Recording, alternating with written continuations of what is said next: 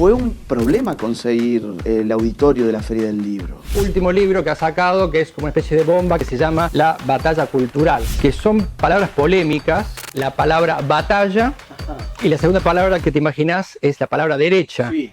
Claro que se necesita una épica. Y las épicas involucran luchas.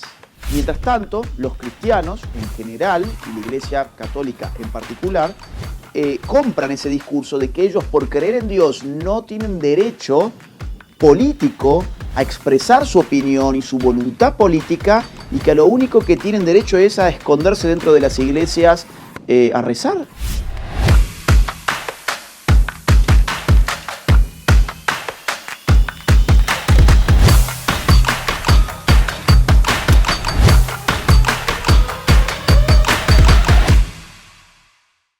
Estamos finalmente con nuestro querido Agustín Laje. Para mí es un honor poder entrevistarlo. Lo pude hacer hace unos años online y esta vez tengo la posibilidad de hacerlo en vivo, presencialmente, lo cual es una gran alegría, para presentar el último libro que ha sacado, que es como una especie de bomba, que se llama La Batalla Cultural, que ya está circulando y corriendo por todas las librerías y por todos los lugares. Una alegría enorme, Agustín, conocerte personalmente. Gracias, Ariel. Y igualmente, qué gusto. Después de aquella transmisión en vivo que hicimos en la época más dura de la cuarentena, ¿no? Fue en cuarentena. Sí, al inicio. Al inicio. Un video que además corrió mucho por internet. A la gente le encantó, a pesar de que, bueno, las cosas hechas en vivo a veces no tienen la mejor calidad, el mejor sonido. Y ahora es una alegría para mí poder hacer una nueva conversación y en este espacio real. Una frase que me encantó de Víctor Hugo que dice: no hay nada más poderoso que una idea a la cual le ha llegado su hora, decía Víctor Hugo. ¿Vos creés que esta es la hora de la batalla cultural liderada por lo que vos llamás la nueva derecha? Bueno, es lo que yo intento impulsar con ese libro. Ciertamente hay condiciones objetivas y subjetivas que están impulsando la incursión de las nuevas derechas en el campo de la cultura. Yo no sé si es la hora, porque estamos enfrentando una maquinaria que está muy bien financiada, que está muy bien atrincherada en espacios culturales, pero ciertamente, en todo caso, ha llegado la hora de resistir. Por eso, en el libro, la dedicatoria es a quienes están resistiendo. Es la hora de resistir. Yo no sé si es la hora de que vamos a ver nuestros triunfos consumarse, pero sí vamos a ver que es posible plantar semillas y que si esas semillas se riegan debidamente, van a dar frutos. Vos fíjate, por ejemplo, dentro de un rato nada más, le comentamos a la gente, yo me voy a estar yendo a la Feria del Libro. Fue un problema conseguir el auditorio de la Feria del Libro. Es decir, ni siquiera mostrando uno que tiene un libro que a la gente le interesa, que vende, que va a convocar y probablemente sea de los eventos más convocantes de la Feria del Libro. Ni siquiera en esas circunstancias tenemos facilidades. Esto es una tarea de resistencia 24/7. Entonces, ¿llegó la hora de qué? Llegó la hora de dar la batalla cultural y resistir. ¿Vamos a ganarla? ¿No vamos a ganarla? No lo sé, pero hay que actuar como si se pudiera ganar. Pero hay una sensación térmica de que se va sumando gente a esta batalla, que va entendiendo. ¿Qué sentís vos? Hay un cambio generacional además, es decir, cada vez hay más gente que despierta de esta hipnosis progre globalista, gente que incluso se pasa de bando porque entiende que ha sido engañada, entonces dice, no, bueno, está bien, yo soy una persona intelectualmente honesta y me asumo engañado y ahora puedo despertar de esta hipnosis y entonces quiero dar la batalla cultural junto a ustedes. La cantidad de gente que viene con esa sensación es enorme. Y sobre todo hay un cambio generacional, es decir, sobre todo son los jóvenes los que están entendiendo el problema de la cultura. Por eso es que las nuevas derechas, si algo tienen de sobra, son jóvenes y cada vez más. Entonces, es más fácil que entienda estas cosas hoy un joven que una persona adulta. Para los adultos la política sigue siendo un problema de economía. Sigue siendo, los conflictos típicos en torno a la cuestión económica, que obviamente tienen su relevancia innegable, pero el joven está viendo, también están haciendo política con la sexualidad, también están haciendo políticas con temas de razas, están intentando en la Argentina, también meter el conflicto racial, que no lo tenemos, pero lo están intentando meter, y así con distintas variables, y son los jóvenes los que están dándose cuenta de eso. Agustín, hay dos palabras en la tapa del libro, en el título del libro, que son palabras polémicas. Yo te voy a hablar un poco de mi ambiente. Sí. Por ejemplo, la palabra batalla es una palabra que hoy, por ejemplo, dentro del mundo católico, más volcado hacia hablar de evangelizar la cultura, sí, ve la idea de batalla como algo como inapropiado, inadecuado. Siendo que tenemos ejemplos en la historia de la Iglesia que tirarían por la borda esta actitud, digamos así, antibelicista o anti usar esa palabra confrontativa. Tenés un San Agustín que te habla de dos ciudades, un San Ignacio de dos banderas, dos ejércitos, sí. San Pablo que dice que habla de la guerra, de la armadura, y Jesús que dice no viene a traer la paz, sino la guerra. Sí. La espada, dice, ¿no? La espada. Sí. Mirá, a mí el término batalla me parece que describe mucho mejor la situación actual porque estamos viviendo una disputa de una magnitud y de una violencia simbólica incalculable. Es decir, no es que vamos a evangelizar a gente que, bueno, está en otra onda, está confundida, tiene otra visión del mundo. No. Estamos disputando y chocando, jugando la libertad, jugando la vida, jugando muchos valores caros a nuestra forma de ver el mundo. Ya no es yo creo, ¿no? Ya no es una mera evangelización. Hay tanta fricción que la palabra batalla es apropiada. Claro, lo que pasa es que una batalla no tiene por qué ser armada, y ahí está la confusión para mí. Las batallas son de muchas naturalezas. Hay batallas económicas, hay batallas políticas, hay batallas mediáticas, bueno, hay batallas culturales. Digamos, lo que determina la naturaleza de una batalla, entre otras cosas, es el medio que se utiliza para esa batalla.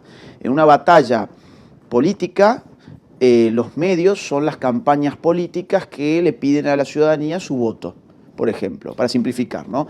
En la batalla militar que vemos en Ucrania y Rusia, el medio son los tanques de guerra que entran a una ciudad. Bueno, en la batalla cultural, los medios son pacíficos, son simbólicos, son culturales, y entre ellos podemos mencionar muchos: las universidades, los colegios, los canales de la televisión, las caricaturas, que hoy está puesto en cuestión lo que programa Disney, por ejemplo, los libros, las ferias del libro, las redes sociales, las iglesias, la familia. Claro, ahí hay disputas que toman el tono de una batalla, no de una batalla armada, sino cultural. Y la segunda palabra que te imaginás es la palabra derecha, sí.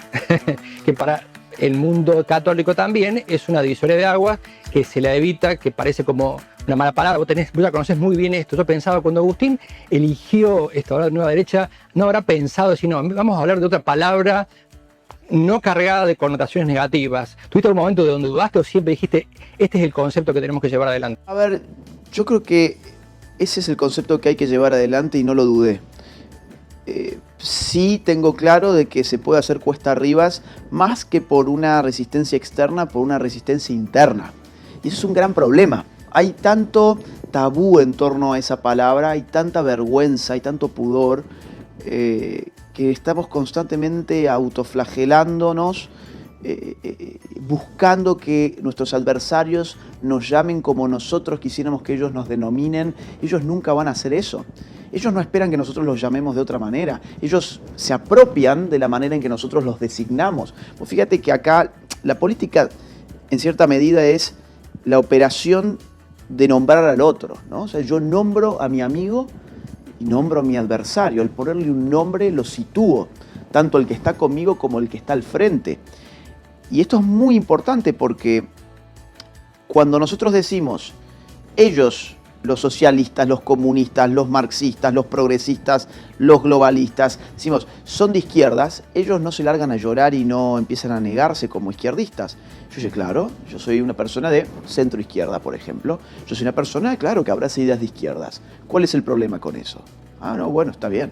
Ahora, pero cuando ellos nos dicen a nosotros, estas personas de derechas, no, yo en verdad no soy de derecha, yo en verdad no creo en esa polaridad, creo además de que es muy simple la díada, que tiene dos categorías nada más, y vivimos en un mundo muy complejo, y ese mundo muy complejo amerita que utilicemos una multiplicidad de categorías para describir las posiciones políticas. Bueno, esa excusa que yo me he hartado de escucharla, me parece que no dan el clavo, porque precisamente la función de la díada izquierda-derecha es simplificar la realidad compleja. Cuanto más compleja se hace la realidad y la gente menos conocimiento tiene de las distintas ofertas político-ideológicas, más necesidad tiene de agruparlas en categorías que envuelven muchas cosas y que son casi que de lenguaje común. Voy a poner un ejemplo. Nos subimos a un automóvil, a un taxi, nos subimos a un taxi en España y le decimos al taxista, mire, yo quiero entender rápidamente la política española. Santiago Abascal de Vox y Pablo Iglesias de Unidas Podemos. ¿Cuál es la izquierda y cuál es la derecha? Ellos en un segundo te van a decir una respuesta correcta. Ahora, si yo empiezo a preguntarles, bueno, ¿cuál es globalista, cuál es patriota, o qué sé yo, cuál se sentiría más afín al sector libertario austríaco y cuál se sentiría más afín a un neomarxismo? Bueno, ahí ya es muy probable que lo confundamos. La gente desde la Revolución Francesa simplifica las posiciones políticas en izquierdas y derechas. Más aún, cuando vemos el periodismo político internacional, nos tienen que traducir constantemente cuáles son las posiciones de los partidos políticos, porque el nombre del partido político ya no dice nada. No sé, Frente de la Liberación Nacional, vos no sabés si eso es de izquierda o de derechas, no tenés idea. Entonces, o qué sé yo, el PRI, el PAN, el PRD, y el nombre per se no te dice nada. Entonces el periodista que hace política internacional te tiene que aclarar.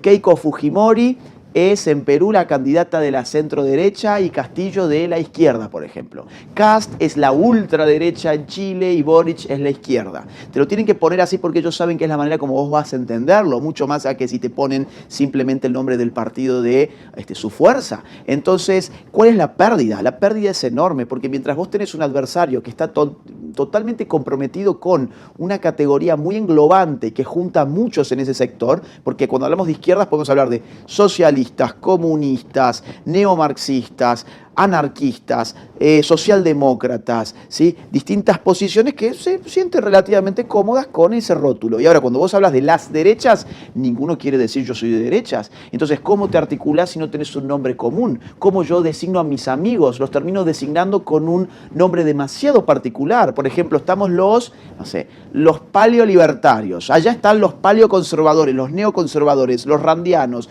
los anarcocapitalistas, los liberales clásicos, los patriotas, los nacionalistas católicos. Bueno, no, yo necesito un nombre que sea un paraguas para toda esta gente, que se identifique. Y yo creo que derechas es un nombre que vale la pena rescatar. Agustín en el libro hace una explicación extraordinaria del nombre derecho, hasta con textos bíblicos, que si bien los conocía, ¿no? Desde el siéntate a mi derecha, Cristo, ¿no? Sí. Y te dije, es verdad, realmente qué asombroso que a lo largo de la historia la palabra derecha tiene un significado tan positivo y hoy cueste tanto remontarlo, ¿no? Pero bueno. En todos los idiomas incluso.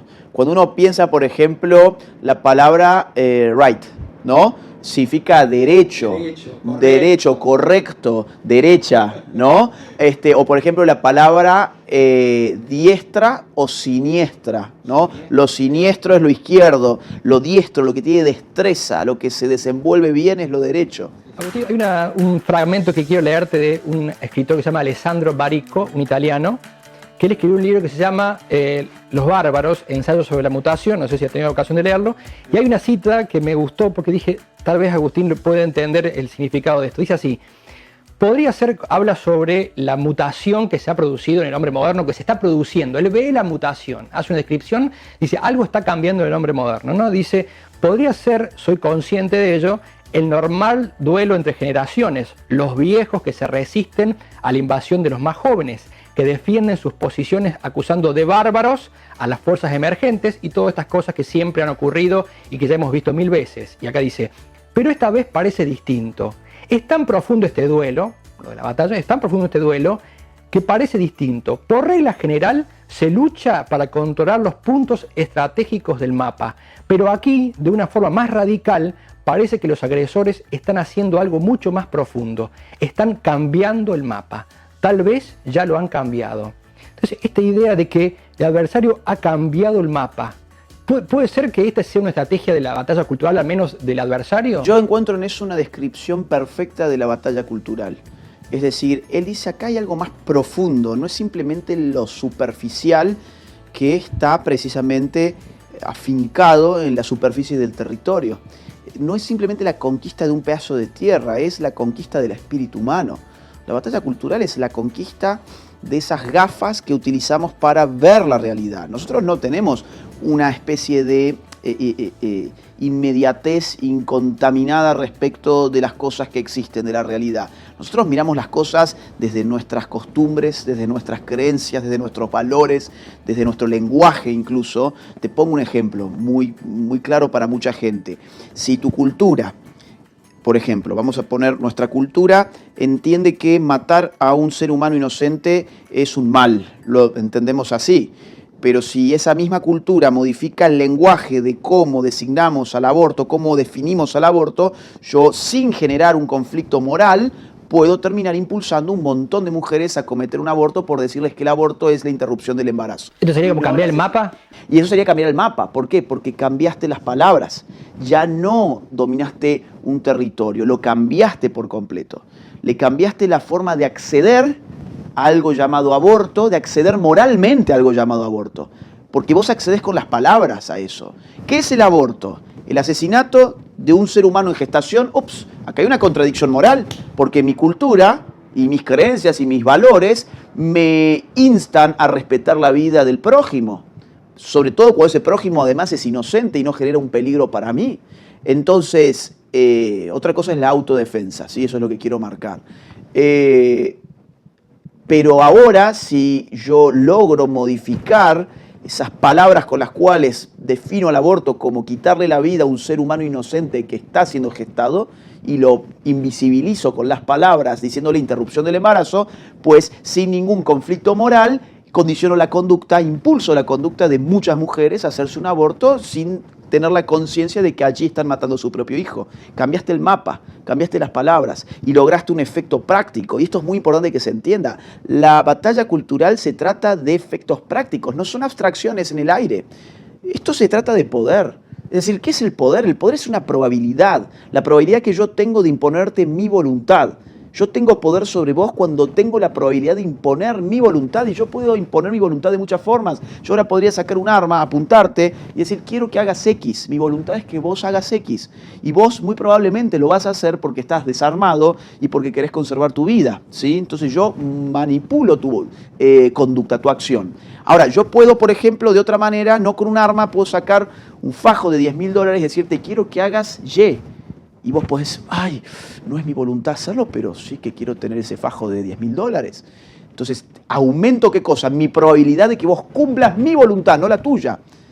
Pero en el tercer escenario, y este es el de la batalla cultural, yo puedo imponerte mi voluntad cambiándote el mapa, ¿sí? Cambiándote los elementos que informan tu vida, que le dan forma a tu vida. Informa no de información, sino de darle forma a tu vida.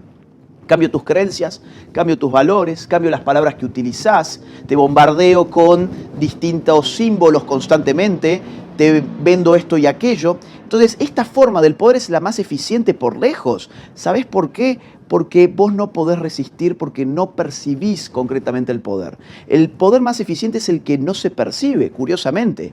Michel Foucault, que es un filósofo muy amado por toda la progresía, empieza un libro suyo muy bueno que se llama Vigilar y Castigar, contándote de un suplicio en Francia, de un tal Damiens que lo atan a caballos porque el tipo había querido matar al rey y lo descuartizan. Es un espectáculo público. Y Foucault se pregunta, ¿por qué el poder quiere mostrarse de esa manera en un mundo premoderno? Bueno, claro, porque los dispositivos de poder todavía están muy inmaduros y no saben esconderse. Necesitan generar un espectáculo sangriento, un espectáculo del horror para dar una información. Si vos querés matar al rey, te va a pasar lo mismo que a Damiens. Entonces yo te doy el horror, el gore, el morbo. Ahora, ese es el poder, el viejo poder, el que no tenía mecanismos tipo orwellianos, que son los que hoy operan. El poder orwelliano es otra cosa totalmente distinta. Es el poder que no quiere ser visto, que no quiere aparecer, no hace un espectáculo del poder. Entonces, la batalla cultural cambia el mapa, es sutil, la gente le cuesta percibirlo, pero una vez que lo percibe, se da cuenta cómo, cambiándole la conducta a la gente, cambiándole la cultura a la gente, le impactan sobre la propia conducta. Entonces, es un tema súper concreto, en verdad. No es una especulación en el aire, tiene efectos prácticos. Agustín, otro autor que vos citás, lo busqué, está en el renglón 3 de la primera página, Gramsci, sí, que aparece a lo largo de todo el libro, de distintos momentos, que evidentemente es un autor clave, me parece, sí, porque él justamente, él encontró, digamos, o él vio la necesidad de cambiar también esta estrategia, ¿no? Una estrategia. Ahora, yo pensaba en un momento, ¿no? Él hablaba de esto de desmontar una hegemonía y para montar otra. Sí, sí. De alguna manera a nosotros nos toca hacer lo mismo, digamos así. Él aprendió, ¿sabés que? Bueno, él aprendió de la iglesia, leía los periódicos católicos, sí, y dice, ¿cómo la iglesia llegó a influir tanto en el sentido común? Entonces, ¿cómo hacemos nosotros para lograr eso? Entonces, ¿es así? ¿Tenemos que aprender ahora nosotros de él? Sí, y nosotros además yo me siento identificado porque, si bien obviamente son autores marxistas en este caso, Gramsci, un marxista leninista incluso, son pensadores que pensaron desde el fracaso. O sea, no pensaron en un clima de auge político-cultural. Este tipo escribió desde la cárcel. Cuando él pensaba que tenía que llegar la revolución también a Italia por el movimiento de las leyes históricas marxistas, lo que le llegó fue el fascismo. Y el tipo terminó preso. Y él escribió desde el fracaso, muy deprimido, pero desde la cárcel. Ahora o por ejemplo, Escuela de Frankfurt, los tipos escribieron desde el exilio, desde Estados Unidos sobre todo. O sea, también hicieron parte de su obra en Frankfurt, pero lo más jugoso creo que estuvo hecho en la Universidad de Columbia.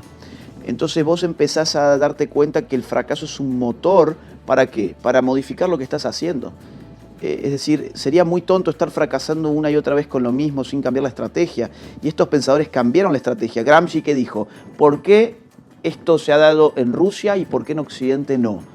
Porque Occidente tiene una cultura específica. Y porque acá hay una serie de intelectuales, hay una hegemonía, hay medios de comunicación, hay instituciones como la iglesia, la educación, etcétera, que no está en nuestras manos. Pues tomémoslo. Y nosotros hoy podemos decir lo mismo. Nosotros hoy estamos recibiendo muchas cachetadas. Bueno, entonces quizás es tiempo de modificar la estrategia como esta gente hizo y pensar incluso con sus categorías, porque la categoría batalla cultural es una categoría muy gramsciana. De hecho, de lo que pones ahí también, él instaba a usar las mismas palabras del adversario justamente para darse las vueltas, ¿no? Una habilidad especial la de este hombre. Exacto. Agustín, uno de los focos también que pone el libro, evidentemente, es la parte política. En el mundo católico, vos sabés, hay una dificultad muy grande con este tema. Después te quiero preguntar también cuál ves que puede ser el rol del católico, porque el católico en la política es como que no se halla. Sí. No sabe cómo manejarse por, digamos, todo lo que podrían decir la corrupción, no sé, el maquiavelismo reinante como estrategia. Entonces, digamos así, ¿qué pasa con el que, primero, con el que no tiene propiamente una vocación política en esta batalla cultural, que tiene vos haces mucho foco en la política? Y segundo, en caso concreto católico, ¿cuál es el rol hoy en esta batalla cultural? Bueno, el rol es crucial porque la iglesia es una institución de socialización y yo la contemplo mucho como un agente de batalla cultural. El problema es que no se pone en marcha. El problema es que está muy detenida. Yo creo que la iglesia ha sido presa del discurso laicista que ha hecho muchísimo daño, que ha confundido, insisto, el Estado laico, que es una cosa, con el laicismo, que es otra cosa totalmente distinta.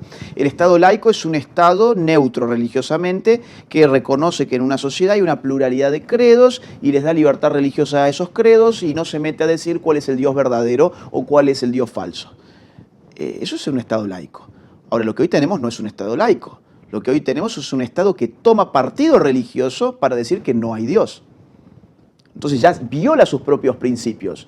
Mientras tanto, los cristianos en general, y la Iglesia Católica en particular, compran ese discurso de que ellos, por creer en Dios, no tienen derecho político a expresar su opinión y su voluntad política, y que a lo único que tienen derecho es a esconderse dentro de las iglesias a rezar y que nadie vaya a hablar ahí de política.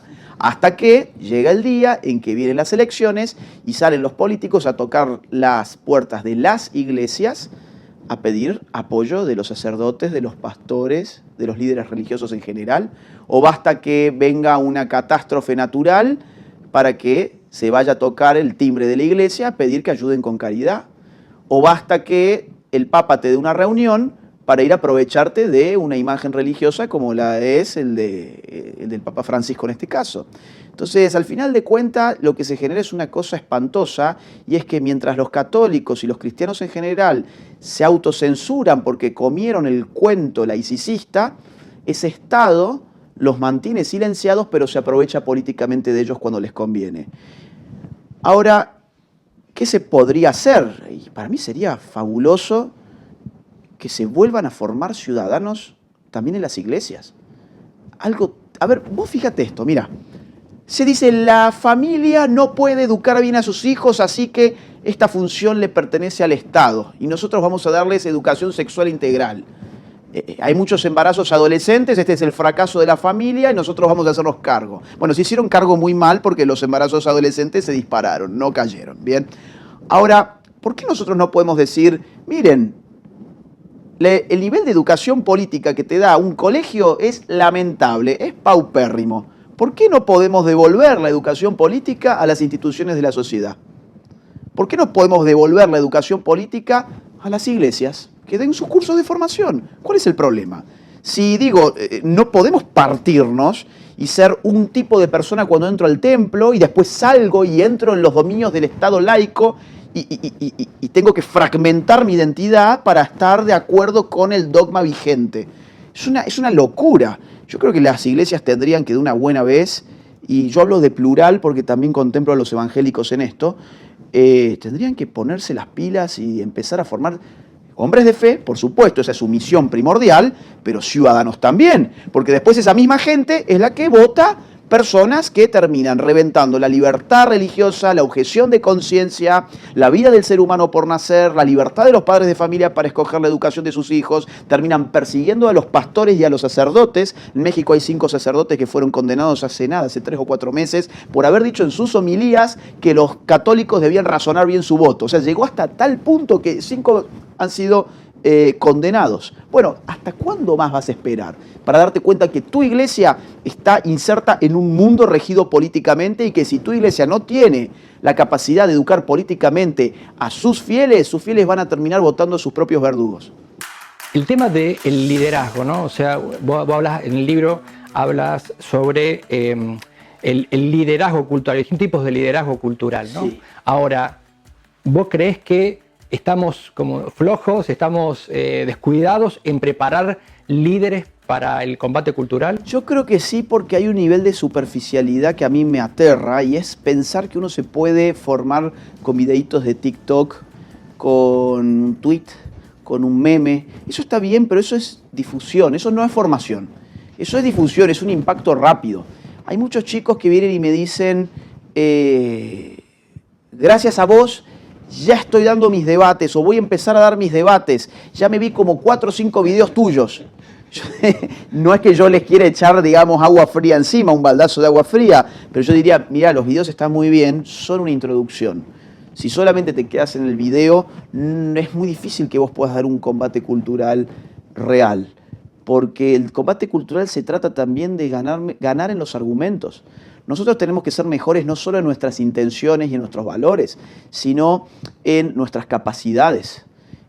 Tenemos que ser los que ganemos un debate en el aula, en el trabajo, con nuestros amigos, en una entrevista, con nuestros hijos. Hay padres que tienen que debatir contra sus hijos porque no los educaron en el momento en que debían hacerlo. Quiero mandar un abrazo grande a todos los que integran los cursos de liderazgos de CAT, una opción muy importante para empezar a formar líderes, también en este caso para la batalla cultural, y quiero contarles que ya estamos en tratativas para ofrecerles un curso de liderazgo en batalla cultural que estaré dictando, así que espero que les guste la iniciativa y que cuando llegue el momento nos acompañen. Nosotros no podemos perder esos debates que son de todos los días. Uno dice la palabra debate y ya parece una cosa de la televisión. No, el debate está todos los días y uno tiene que mostrarle a su grupo de referencia que uno tiene argumentos de calidad y eso empieza a contagiar y empieza a ser imitado. Y sí, yo creo que hace falta una formación seria y un compromiso. Vos fíjate que las izquierdas, porque claro, pues, esto puede parecer muy lírico, muy en el aire. No, las izquierdas hicieron eso. Mira, vamos a poner un caso de centro-derecha, mientras el macrismo, el PRO, que era la centro-derecha en Argentina, juntaba jóvenes diciéndoles vengan, vengan, vayan con la remerita amarilla, con los panfletos y con la gorrita amarilla a distribuirlos y a pegar carteles por la calle, porque si no gana Scioli, en el año 2015, ayúdennos, vamos a derrocar al kirchnerismo, vamos a ganarle al kirchnerismo, pero ayúdenos con los panfletos, sí, acá están, acá están, acá están. Todos estos chicos, muy entusiastas, fueron y dijeron, sí, somos parte de esto, vamos a sacar al kirchnerismo de una buena vez. Pero se terminó la campaña y ¿qué hizo el PRO? Nada, dejó a esos chicos ir, no les ofreció formación, no les ofreció un seminario, no les ofreció un taller, no les ofreció épica, no les ofreció nada. En cambio, ¿qué hacen las izquierdas? Fuera de las campañas electorales están constantemente, ven, mira, acá vamos a discutir este libro, mira, léete este otro libro, mira, vamos a este taller de formación. Te digo porque los conozco. Yo me formé en una facultad muy izquierdista, donde había, por ejemplo, gente de la cámpora que andaba con los libros que les habían dado en su agrupación leyéndolos. Y no era padre rico, padre pobre. O sea, eran libros de cierta calidad. Entonces, eso es lo que nos falta a nosotros, creo yo, y que se está empezando a hacer, En el libro es muy interesante toda la parte de la necesidad de los intelectuales. Ahora, yo te hago una pregunta. Si tuvieras que, te doy dos opciones. Sí. Vamos a poner que soy una especie de San José que concede ese. Te doy dos opciones. O más intelectuales, o pongo, como tiene ahora Elon Musk en las manos ya casi, o te pongo una red social en las manos. Vos elegís. Yo te diría más intelectuales, porque yo necesito algo que difundir. O sea, la difusión es una consecuencia. Yo necesito la materia prima. Y la materia prima, no importa que yo no sepa quién fue el que la pensó, pero hubo alguien que la pensó y llegó a mí ya como sentido común, o ya como una idea autoevidente.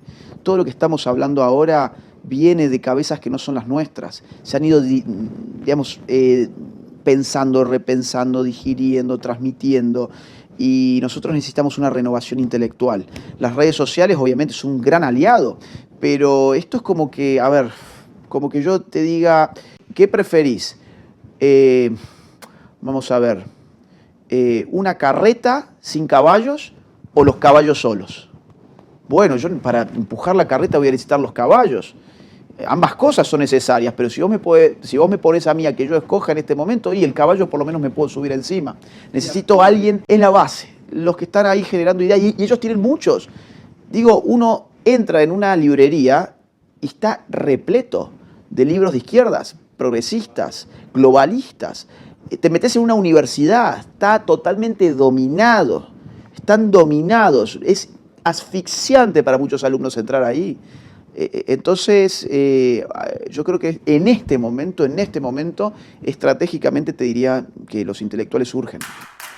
Agustín, antes de terminar, bueno, quiero agradecer especialmente a nuestros amigos de Faro Films que nos han ayudado para realizar esta entrevista. Creo que coincidimos en decir que necesitamos estos líderes, necesitamos intelectuales, necesitamos también epicidad. Uso la palabra épico. Si yo querría cerrar con esa palabra. ¿Se puede decir que esta batalla cultural a la cual este libro de alguna manera inspira, motiva, aliente, es una batalla épica? ¿Tiene la necesaria epicidad, digamos así? Mira, antes de pasar al punto que me había quedado pensando lo anterior, esto no significa, sin embargo, que todo el mundo tenga que cumplir esa función. Es decir, la batalla cultural implica una lógica tan compleja que es como si fuese un equipo de fútbol, ¿no? Yo no puedo dar un equipo de fútbol solo con los delanteros o solo con los porteros. Yo necesito distribuir en la cancha a distintos roles de jugadores. Entonces, esto digo, insisto, si del otro lado, por ejemplo, alguien dice, bueno, pero yo no tengo este contacto con los libros, pero por ejemplo tengo una banda de música. Ahí está, necesitamos artistas. Puede ejercer un liderazgo. Un liderazgo culto, claro, pero claro. O yo, por ejemplo, bueno, quizá yo no puedo ponerme a escribir un libro, pero sí sé hacer buenos memes, te necesitamos. Yo no sé hacer memes ni sé cantar, pero soy actor. Bueno, excelente, ayúdanos. Yo no sé hacer nada de eso, pero soy un padre de familia, tengo 4 hijos, educaros bien. Pero primero ahí sí te tenés que educar vos, porque no podés dar aquello de lo que careces. Entonces, todo siempre implica un compromiso personal, pero esto no significa, y un compromiso formativo, pero esto no significa que todos ahora tenemos que salir a escribir libros, porque eso sería también hasta tonto de mi parte decirlo, ¿no? Digo, por si no quedó claro ese mensaje. Ahora, desde el punto de vista de la segunda, digo, del otro tema, que era la épica, claro que se necesita una épica. Y las épicas involucran luchas. La épica, además, tiene que ver, en este caso, con una batalla desigual, asimétrica, donde se juegan cosas tan importantes como la vida, la familia, la libertad, la patria, que están siendo asediadas y que en una evidente desigualdad de condiciones, un grupo de personas, un poco improvisadamente, salimos a la palestra a tratar de luchar contra dictados de Naciones Unidas, de fundaciones de magnates que literalmente podrían nadar en piscinas repletas de billetes de $100, o sea, podrían llenar mansiones con esos billetes simplemente y los ponen a disposición. Por ejemplo, el caso de Soros. Si uno entra a la página de Soros, ha puesto, según él mismo te dice, más de 18.000 millones de dólares. ¿Sí? Yo, o sea, no me lo puedo dimensionar. Es más, digo, mirá mi poca dimensión del dinero, que eso no es ni una piscina. Eso deben ser, no sé, 1.000 piscinas. No sé, 18.000 millones de dólares. ¿Cuántos bolsos son eso? No sé, habría que pesarlos como hacía Néstor Kirchner, no sé. Entonces, nos estamos enfrentando al multimedio, a los medios hegemónicos, y nos estamos enfrentando a corporaciones mediáticas como Disney, como Netflix, como el establishment de Hollywood. Estamos enfrentando todos los partidos políticos, desde izquierda hasta centro derecha incluida. Entonces, si eso no tiene épica, yo ya no sé qué es la épica. Eso claro que tiene épica. El problema es que ciertas derechas apaciguaron la épica con una visión demasiado pasiva, derechas conservadoras sobre todo, ¿no? Y más bien católicas, si bien tienen unos escritores con unas plumas espectaculares, pero lamentablemente, digamos, eran excepciones. Cuando uno va a la sigla, no, esto de batalla no, que no me gusta, porque no, al hermano, esto y lo otro. Bueno, eso evidentemente te resta en tu épica. Y por el otro lado, en la derecha liberal, restaron épica porque en lugar de hacer cuentos, hicieron cuentas. Y nadie va a dar su vida por una plantilla de Excel. Nadie va a encontrar demasiada épica en un gráfico de barras que me muestre el PBI per cápita. Entonces vos tenés a la derecha liberal mostrándote gráficos. Mirá, esto funciona. Mirá, acá tengo la fórmula matemática, macroeconómica, esto es. Y vos tenés por el otro lado los sectores religiosos. No, chicos, acá todos somos amigos, todos somos hermanos. Entonces apagan lo que Carl Schmitt hubiese llamado lo político. O sea, desenchufan lo político, porque lo político siempre es polémico y siempre precisa de una división clara entre amigos y adversarios, que se disputan cosas importantes. Entonces, la épica tiene esas dos trabas en este momento en la derecha, pero está generándose esa épica en este mismo momento porque los jóvenes empiezan a ver que, digamos, canalizar su rebeldía repitiendo lo que dice Miley Cyrus es un papelón. Es decir, es una nada, es una pose frívola. Pero cuando se dan cuenta, estos tipos están resistiendo con nada, están haciendo videitos con celulares. Los bajan en las redes sociales, los bloquean, los censuran en los medios. Bueno, ahí hay algo, ahí puede haber épica. Agustín, muchísimas gracias por participar en esta entrevista, que es un lujo realmente. Invito de vuelta a todos a comprarlo, como dice Agustín, y a leerlo. Si bien es grueso, vale la pena. Necesitamos empezar a entender estas cosas, entender el lugar que tenemos como decía Agustín, sea el rol que sea, no todos intelectuales, pero cada uno encontrando su lugar, entendiendo primero qué es esta batalla cultural a la cual nos enfrentamos y cada uno empezar a entender cuál es su lugar en esa batalla. Así que bueno, Agustín, Dios te bendiga, gracias y bueno, que Dios te dé la fuerza, ¿no? Porque esto es desgastante. Estoy durmiendo muy poco, pero vale la pena. Aparte, esa es la épica, ¿no? Esa es la épica, y hay inyecciones de adrenalina cuando uno ve que la cosa está generando efectos y que los salones se llenan de jóvenes y que vienen chicos que tienen 16 años, 15 años y te dicen: yo voy a estudiar ciencia política, yo voy a hacer sociología, yo voy a hacer filosofía porque quiero ver la batalla cultural. Listo, eso ya amerita dormir poco. Son inyecciones de adrenalina de verdad. Así que gracias, Ariel, fue un gusto para mí y bueno, invitemos a la gente también a que difunda estas cosas, que necesitamos de ellos. Por favor, sí. Bueno, Agustín, Dios te bendiga. Amén. Gracias, padre.